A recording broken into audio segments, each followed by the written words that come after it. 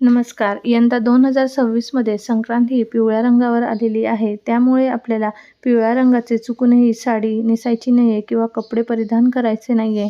तसेच संक्रांतीच्या दिवशी पिवळ्या रंगाच्या बांगड्यासुद्धा आपल्याला घालायच्या नाहीये. तसेच संक्रांतीच्या दिवशी पिवळ्या रंगाचं कोणतंही फूल आपल्याला अजिबात वापरायचं नाहीये. तसेच यंदा संक्रांती देवीने वासाकरिता जाईचे फूल हातामध्ये घेतलेले आहे. त्यासाठी आपल्याला यावर्षी जाईच्या फुलांचा गजरासुद्धा लावायचा नाहीये किंवा फूलसुद्धा वापरायचं नाहीये.